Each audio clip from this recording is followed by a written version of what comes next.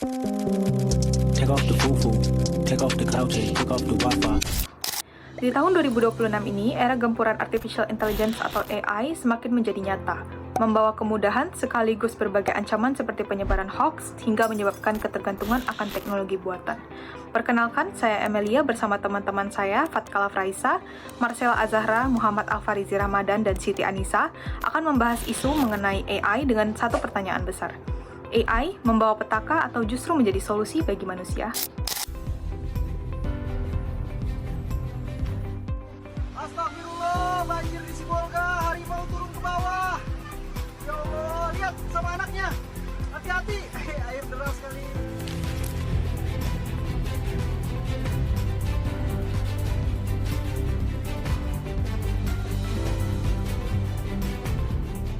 Astagfirullah, banjir di Sibolga, harimau turun ke bawah.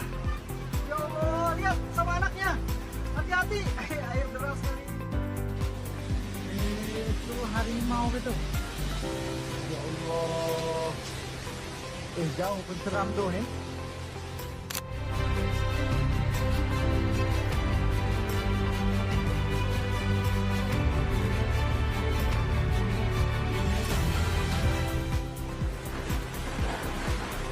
Itu harimau tuh. Ya Allah.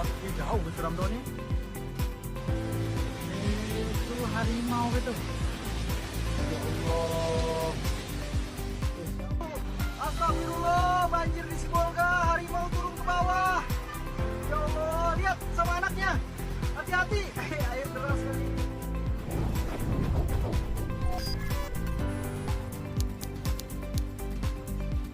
Di era modern ini, kecerdasan buatan atau AI berkembang sangat cepat dan berada di genggaman siapa saja. Sayangnya, teknologi ini seringkali disalahgunakan oleh oknum yang tidak bertanggung jawab. Kita sering melihat di media sosial bagaimana AI dipakai untuk membuat disinformasi yang meresahkan, mulai dari framing politik, manipulasi video yang menjatuhkan reputasi seseorang, hingga konten pelecehan digital yang sangat merugikan korban. Ini bukan lagi sekedar tren teknologi, tapi sudah menjadi krisis moral dan ancaman nyata bagi masyarakat digital. Kita harus genjot pajak dari rakyat untuk menekan hutang kita ke pihak asing. Dalam kesempatan yang mulia ini, mari kita berikan apresiasi secara khusus kepada seluruh anak bangsa yang telah berada di garis terdepan untuk membantu rakyat dalam menghadapi ancaman pandemi COVID-19. Di sini saya akan menjelaskan tentang bentuk-bentuk penyalahgunaan AI. Jika dikaitkan dengan konsep kewarganegaraan digital, kebebasan berekspresi harus berjalan dengan beriringannya dengan etika dan hukum. Bentuk penyalahgunaan pertama yang sering viral adalah deepfake untuk framing politik ataupun hoax. AI digunakan untuk memalsukan wajah ataupun suara dari tokoh-tokoh publik maupun figur biasa. Menciptakan narasi palsu untuk memecah belah opini publik, menipu masyarakat lewat penipuan yang berkedok suara keluarga, ataupun menjatuhkan kredibilitas institusi tertentu. Yang tidak kalah berbahaya, penyalahgunaan AI itu juga merambah ke ranah cyberbullying dan juga pelecehan, di mana teknologi deepfake kini disalahgunakan untuk membuat konten manipulatif yang merendahkan martabat seseorang, seperti misalnya pelecehan berbasis gambar ataupun pencemaran nama baik di ruang digital.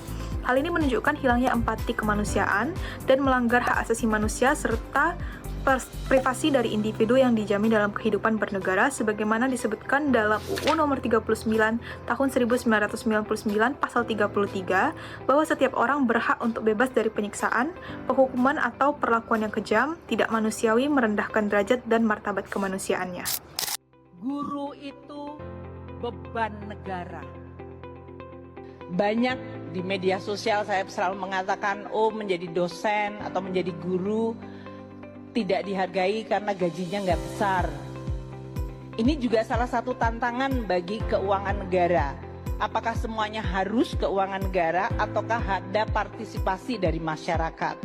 Untuk hari ini, kami mengelola APBN untuk anggaran pendidikan berdasarkan ekosistem pendidikan.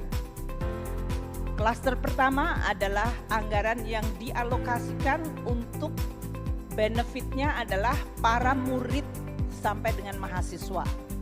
Itu dari biaya operasi sekolah yang dihitung per kapita dari murid, PIP, yaitu beasiswa untuk pelajar, KIP, beasiswa untuk kuliah, beasiswa sampai dengan pasca sarjana, dan juga berbagai hal yang tujuannya adalah investment, manfaatnya adalah kepada murid tersebut atau mahasiswa. Bahkan dari PAUD sekarang sebelum usia 5 tahun. Ini menjadi penting di dalam investment human capital. Klaster kedua adalah untuk guru dan dosen. Dan itu belanjanya dari mulai gaji sampai dengan tunjangan kinerja tadi. Banyak di media sosial saya selalu mengatakan, menjadi dosen atau menjadi guru tidak dihargai karena gajinya nggak besar. Ini juga salah satu tantangan bagi keuangan negara. Apakah semuanya harus keuangan negara ataukah ada partisipasi dari masyarakat? Klaster ketiga di dalam ekosistem pendidikan atau belanja pendidikan adalah untuk sarana prasarana.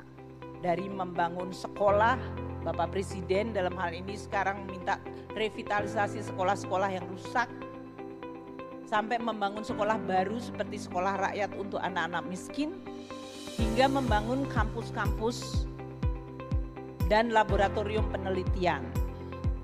Itu semuanya adalah masuk di dalam anggaran pendidikan, termasuk membangun rumah sakit pendidikan. Karena saya dari tadi sama Pak Menteri Kesehatan dan dia adalah ketua MBA-nya ITB, jadi harus saya sebut, kalau enggak nanti saya pulang enggak selamat sampai Jakarta. Dan itu adalah semuanya digunakan di dalam rangka untuk memperkuat ekosistem pendidikan dan penelitian di Indonesia. Tahun 2020.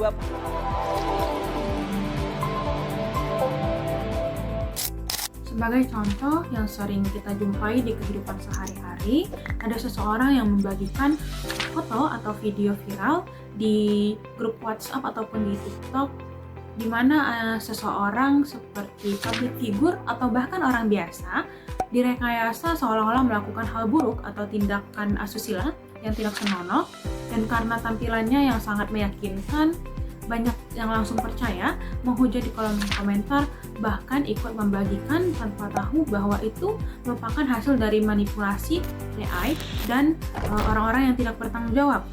Dan di sisi lain dampaknya korban mengalami trauma psikologis dan sosial yang berat, sedangkan penyebar hoaks dan pembuat hoaks tersebut lepas tangan tanpa memikirkan dampaknya bagi korban.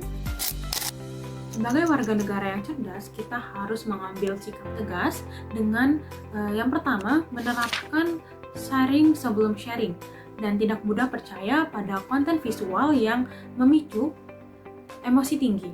Dan yang kedua, kita harus menjadi netizen yang berempati dengan tidak memproduksi, membagikan, atau bahkan merundung korban dari deepfake ataupun pelecehan digital. Dan yang terakhir itu kita harus menggunakan AI secara positif dan bertanggung jawab untuk mendukung kreativitas, inovasi, dan kemajuan bersama, bukan untuk merusak kehidupan orang lain.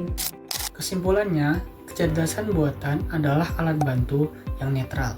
Baik buruknya tergantung pada tangan manusia yang menggunakannya. Menjaga etika, privasi, dan keamanan di ruang digital adalah wujud nyata dari bela negara di era modern. Demikian video edukasi dari kelompok kami. Mari kita wujudkan ruang digital yang aman, cerdas, dan bertanggung jawab, serta pemilihan informasi yang lebih bijak untuk disebarkan maupun diserap. Cari tahu lebih dalam sebelum menerima informasi, jangan lengah dan tetap berpikir kritis. Beberapa sumber yang kami gunakan sebagai panduan yaitu Liputan 6, Kompas, dan jurnal terkait tentang materi yang dapat diakses melalui ResearchGate. Terima kasih.